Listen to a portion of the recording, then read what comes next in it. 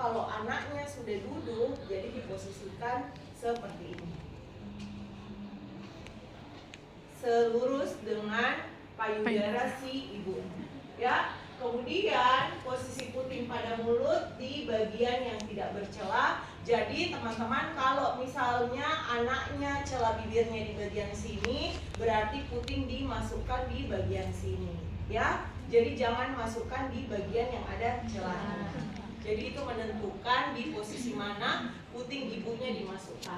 Kemudian ibu membantu menekan payudara untuk meningkatkan aliran ASI. Kenapa dikatakan untuk meningkatkan aliran? Tadi saya sampaikan bahwa anak yang dengan celah pada bibir kemampuan menghisapnya sangat berbeda dengan anak yang normal. Sehingga kalau misalnya ibunya merasa, ajarkan, sampaikan sama ibunya, ibu kalau misalnya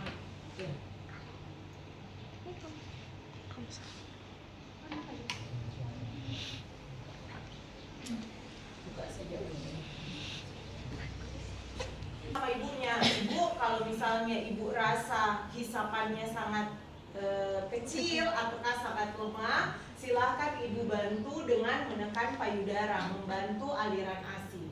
Tuh, tapi sampaikan ibu kalau misalnya ibu rasa sudah deras payudaranya, ASI-nya yang keluar, ya dikurangi tekanannya, karena jangan sampai anaknya sebentar aspirasi ataupun dia tidak sanggup untuk menelan. Jadi itu yang disampaikan kepada ibunya. Kemudian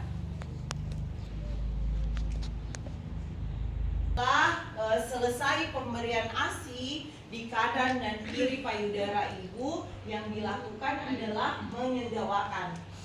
Teman-teman sudah pernah kan melakukan menyendawakan si bayi, yaitu menyendawakan bisa ditekuk-tekuk di bagian bahunya ataupun teman-teman usap dari bawah ke atas. Jadi diberikan usapan lembut di punggung dari bawah ke atas agar udara tidak masuk ke perut. Kan kalau misalnya prinsip disendawakan supaya udara tidak masuk ke perut. Sedangkan ini anak celah pada bibir, otomatis udara yang masuk itu lebih banyak dibandingkan dengan anak yang dengan posisi bibirnya biasa. Kan celah pada bibirnya otomatis di sini terbuka, ya. Kemudian jika ASI tidak dapat diberikan secara langsung, maka diberikan ASI dengan sendok ataupun botol steril. Nah, ada beberapa pertanyaan nurse kalau misalnya celah pada bibirnya, kan kalau ada yang satu ataupun ada yang dua, kalau misalnya dua ya berarti dimasukkan di tengah-tengah. Tapi kalau misalnya celahnya seperti ini, teman-teman mungkin biasa lihat, jadi tidak ada di bagian sini yang untuk bibirnya, dia bisa menggunakan sendok ataupun bisa menggunakan sendok untuk ininya. Kalau memang nutrisinya tidak sampai terpenuhi sama sekali, berarti menggunakan selang NGT. Kemudian jadwal pemberian makan setiap 3 jam selama 20 sampai dengan 30 menit. Kenapa sampai? Nah, teman-teman yang harus diperhatikan juga, karena yang tadi kemampuan menghisapnya, jadi teman-teman harus sampaikan sama orang tuanya, ibu anaknya ini dengan anak celah pada bibir, menghisapnya tidak terlalu kuat sama anak-anak yang lainnya. Jadi kadang kan ibunya melihat anak itu biasa sudah sampai tertidur, ibunya merasa oh kayaknya anaknya saya sudah kenyang, padahal yang terjadi si anak capek karena tidak sanggup untuk menghisap. Jadi durasinya terlalu lama sehingga si anak capek, ketiduran, ibunya pikir anaknya juga sudah kekenyangan. Lama-lama dicek malah berat badannya yang tidak sesuai.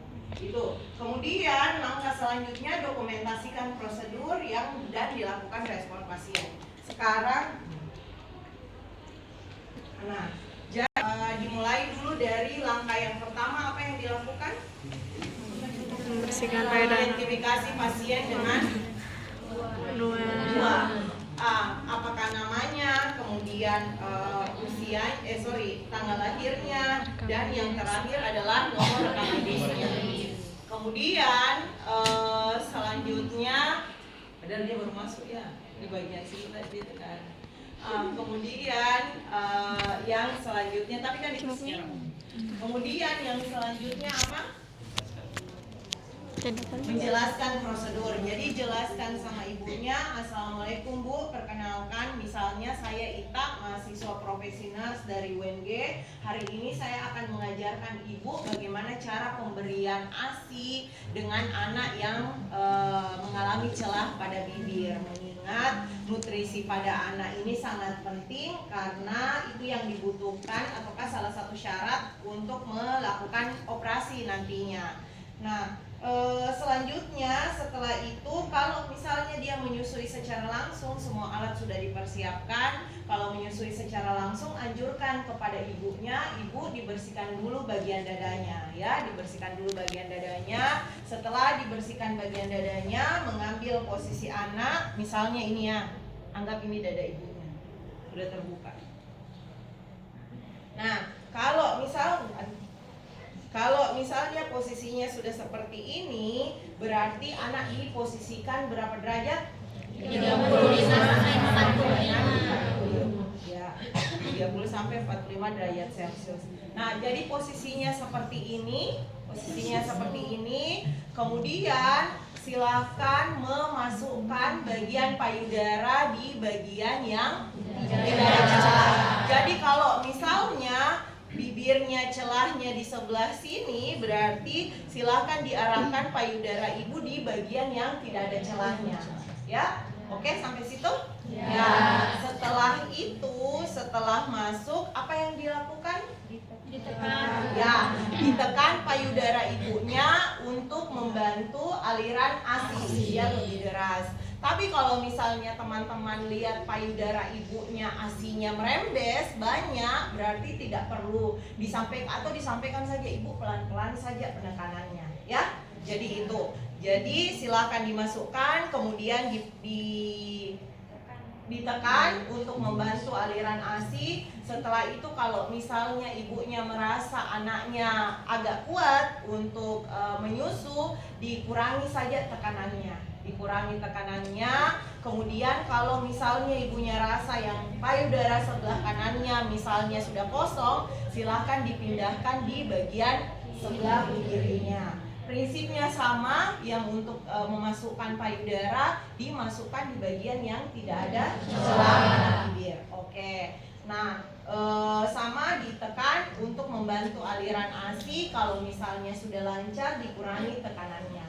Setelah itu, misalnya sudah selesai pemberian ASI-nya, yang kita lakukan adalah menyendawakan si anak dengan mengusap dari bawah ke atas, ya, dari bawah ke atas sampai ada bunyi sendawa, karena kalau misalnya dibaringkan lagi, takutnya sebentar terjadi aspirasi, apalagi banyak udara yang masuk, ya. Nah, jadi silakan setelah itu, misalnya sudah selesai, silakan semuanya dirapikan juga ibunya, anaknya juga istirahatkan, kemudian didokumentasikan.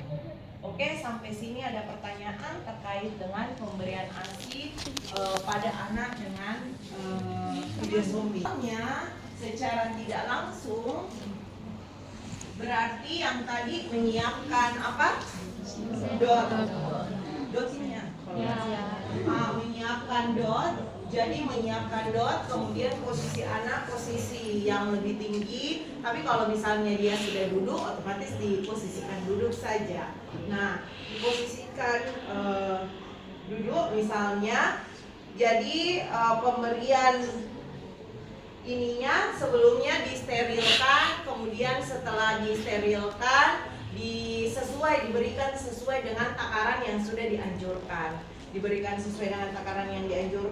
Kemudian cara pemberiannya sama kayak prinsip tadi, memberikan ASI secara langsung, dimasukkan di bagian yang tidak ada celah. Jadi kalau celahnya di sini berarti kita masukkan dotnya di bagian sini. Oke ya? Nah, jadi itu. Kemudian setelah diberikan air susu ataupun ASI menggunakan dot, disendawakan kembali. Jadi pemberian nutrisinya itu per 3 jam selama 20 sampai dengan 30 menit ya. Jadi seperti itu. Oke, ada pertanyaan?